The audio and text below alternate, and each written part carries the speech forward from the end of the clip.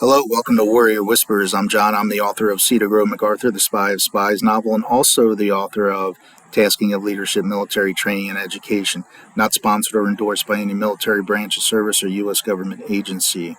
I hope you all woke up this morning with some energy and clarity, and if you're a person of faith, said your prayers not only for yourself, but for your family, loved ones, friends, co-workers, and especially for those around the world. Wow, what a beautiful, beautiful day here on the East Coast, August 2nd, 80 degrees, nice cool breeze, trees swaying just a little bit, humidity dropping. We're going to have a hot, hot week this week with rain and humidity. So, great day to get outside today, go for a walk, go for a run, go for a jog, go for a bike, go for a swim. Get outside. Life's about forward progression, chasing your goals and dreams. Remember, get out there, snatch it, bring it home, and be very effective in all that you do, right? All right, so what do I have for you today is Lima Company, 3rd Battalion, 1st Marine Division from 1994 to 1997. What an amazing, amazing unit. And I'm going to talk just a little bit about them.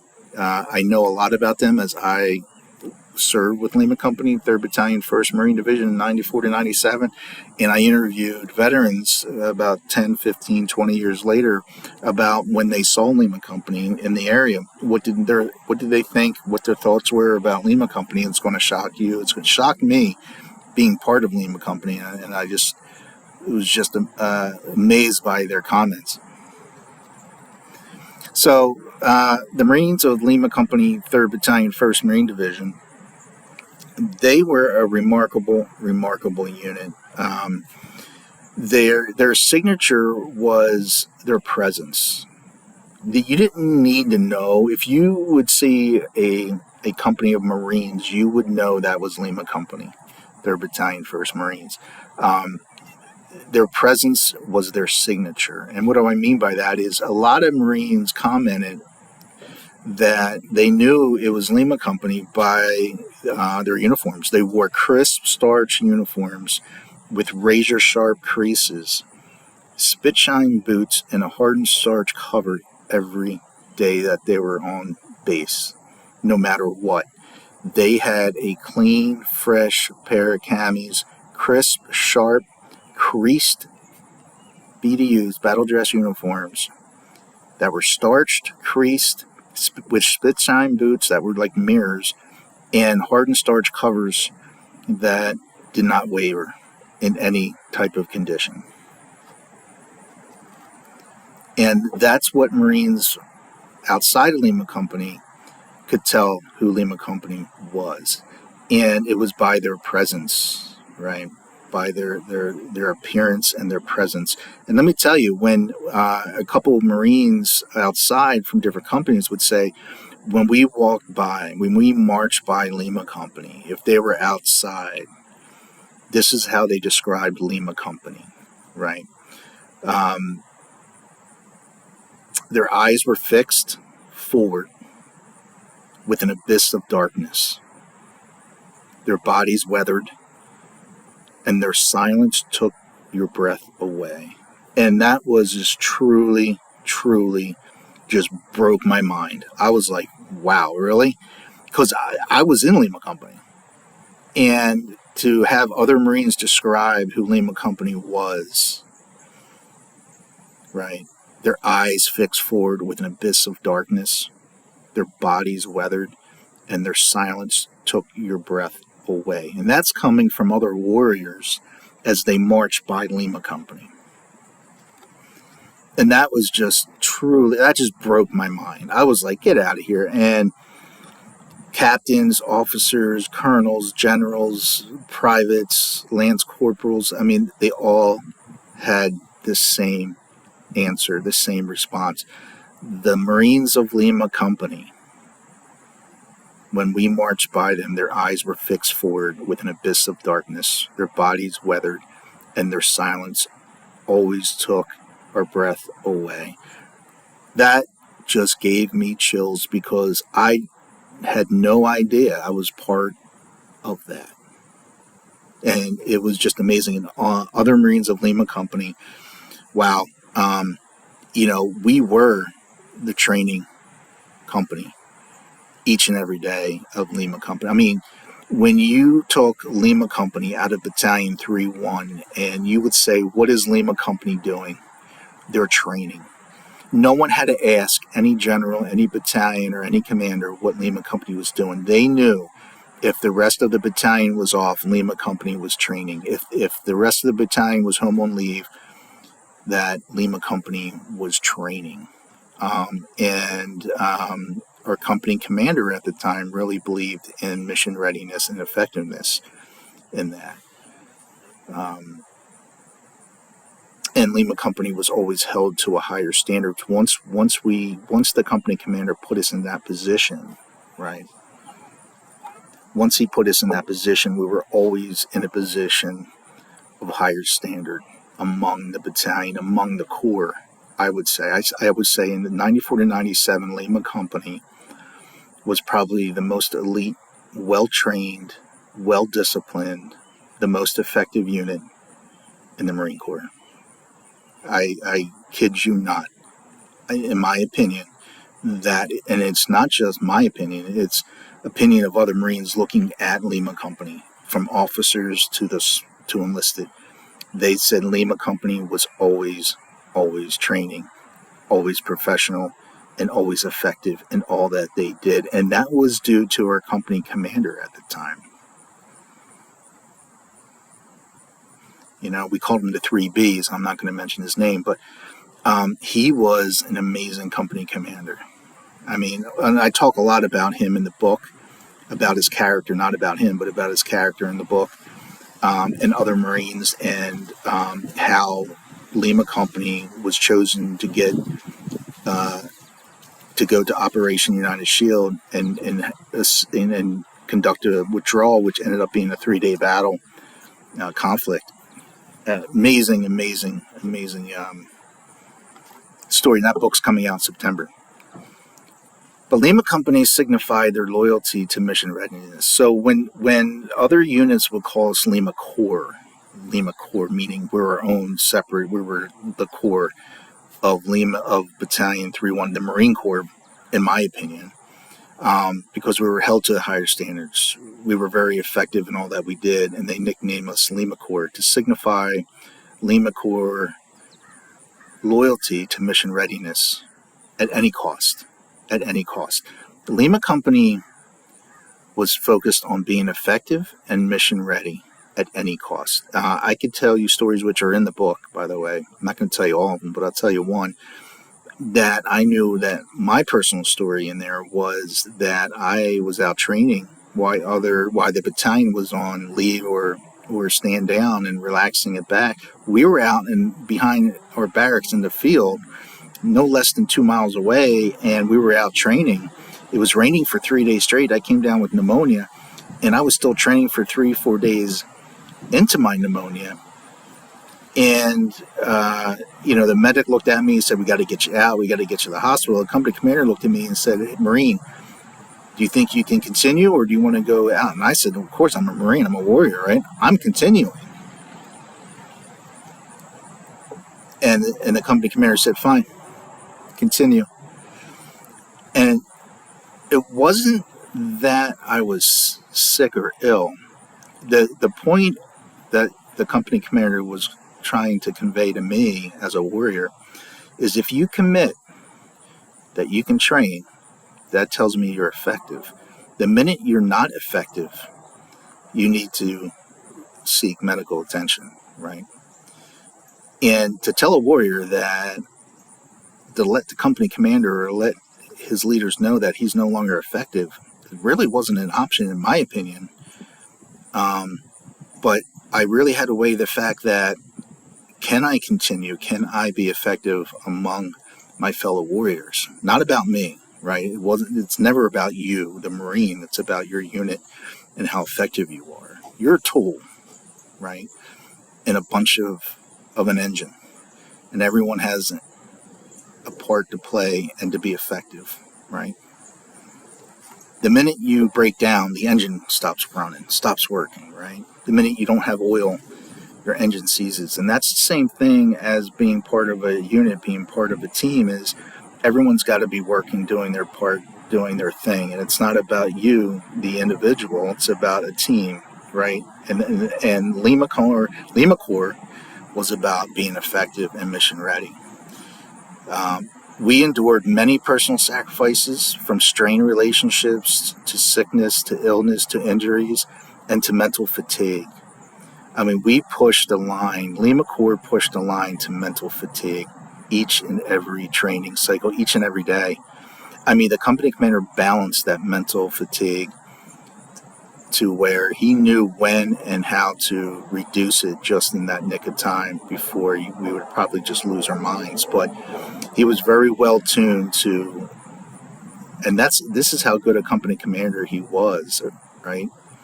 He fine-tuned knowing his Marines so well that he can fine-tune to say, okay, we're on mental fatigue to the max. We're going to step down. And we would step down for 2 days and back in the field, maybe a day. And we'd be back at it training. You know, our motto, Lima Company's motto, was what makes the grass grow? Blood, blood, blood. And the grass doesn't care what blood it is, friend or foe, it's growing, right? And that's something you have to really think about as a Marine in a unit is, you know, it doesn't matter your intentions. It doesn't matter how well you plan. It's how well effective you are. And the outcome doesn't matter, right? You could win, you can lose, right? And there could be consequences to both, right? Just because you have victory and gain victory doesn't mean you don't have any consequences to that victory. Absolutely, there's consequences to that victory. Going back to Vietnam, going back to World War II, right?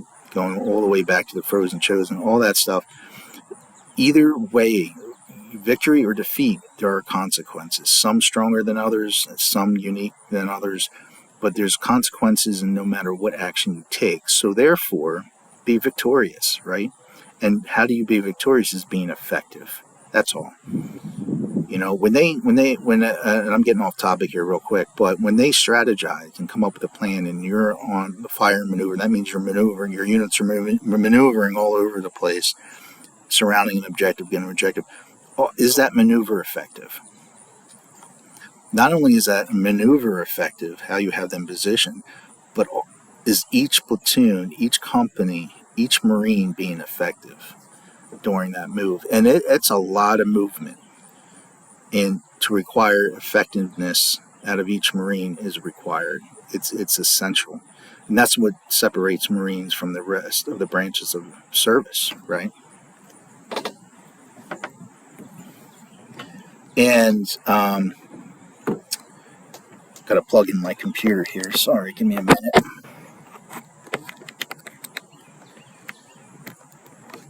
And so being effective is the key to being successful, right? So just keep that in mind. And the Warriors of Lima Company, we slogged through it all. Most of their sacrifices weren't shedding blood, wasn't loss of lives, rather building upon their already strong foundation of what makes a warrior, forging bonds of pain with their soul, and hardening their emotions with intense focus, acceptance, and diversion. Made them not only fierce, but revered throughout the Corps. How they got the name Lima Company. I mean, just think of that. Forging the bonds of pain with their souls, hardening their emotions with intense focus, acceptance, and diversion. Made them not only fierce, but revered throughout the Marine Corps. And that was Lima Company. That was Lima Company, 3rd Battalion, 1st Marine Division from 1994 to 1997. And I can tell you from my experience with them, through my eyes and ears, it was a challenging. Every day you woke up, you had to be ready. What do you have to offer the Corps each and every day you woke up?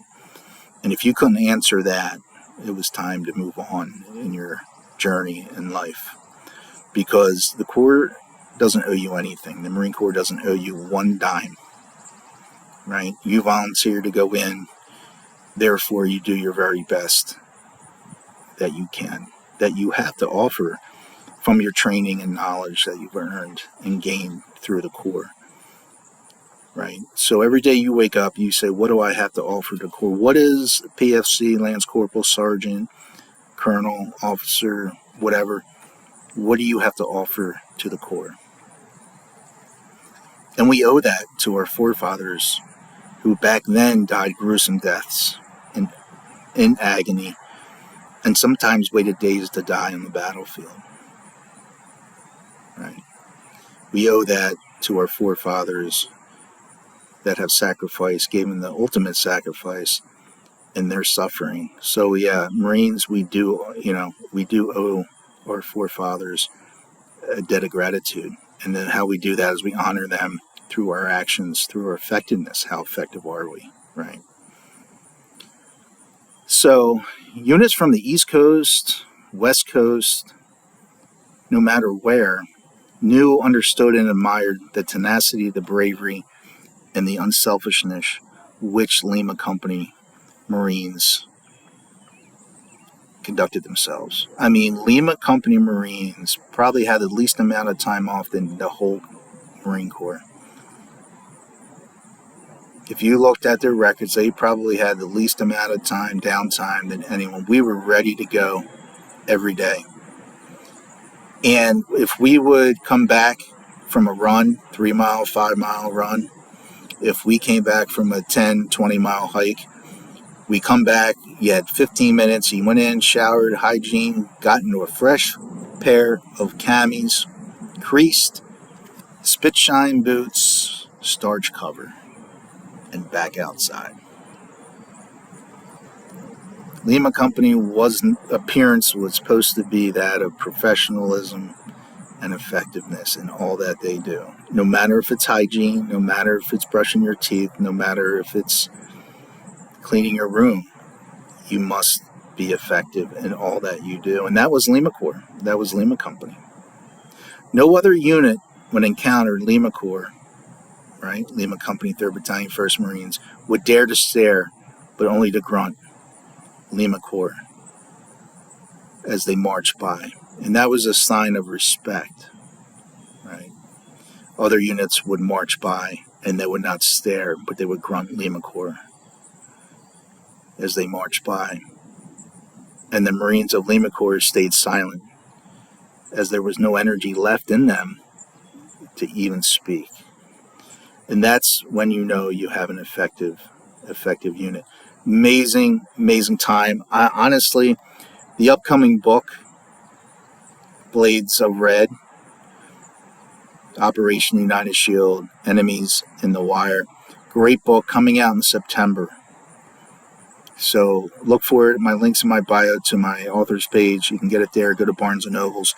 Not sure what day it's going to release. It's up to the publishing company, but it will release in September at some point. But when it gets closer in time, I will post that to there. Okay.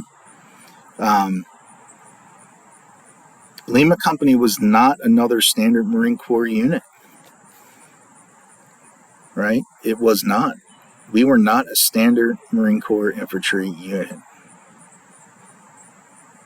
I'm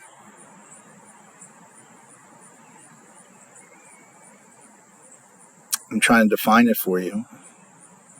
It was a unit that I would say initiated, implemented tactical protocols at their own mercy, at their own expense, and at their own will. And that's what makes you effective. You don't do it when you're told to do it. You don't do it because you have time to do it. You do it to be effective, right? You do it because you want to do it. You do it because you want to be effective. And you do things before you're told to do them. And that is what makes an effective unit.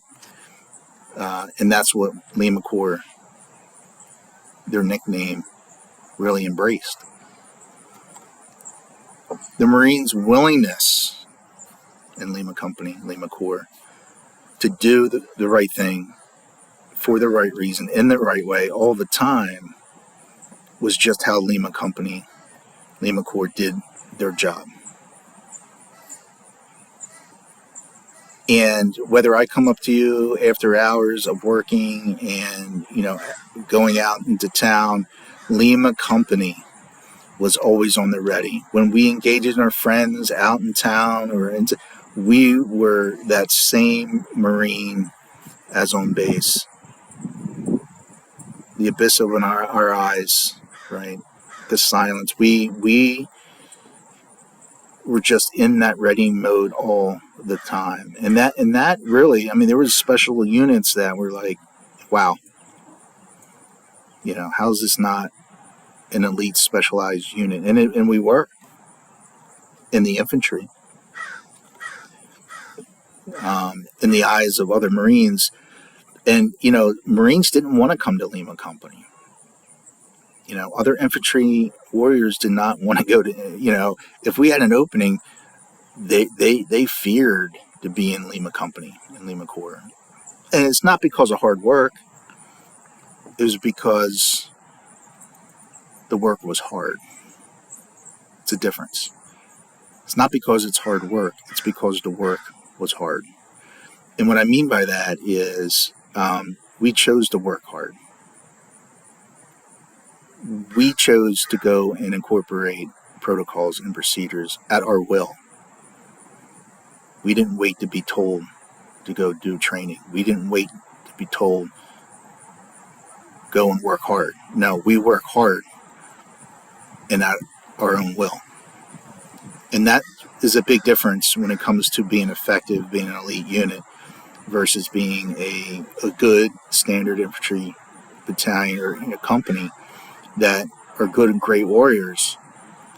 But I do believe that Lima Company, Lima Corps, our company commander, really saved lives on the battlefield of Port of Mogadishu in Somalia during Operation United Shield, not because we were just effective. It was because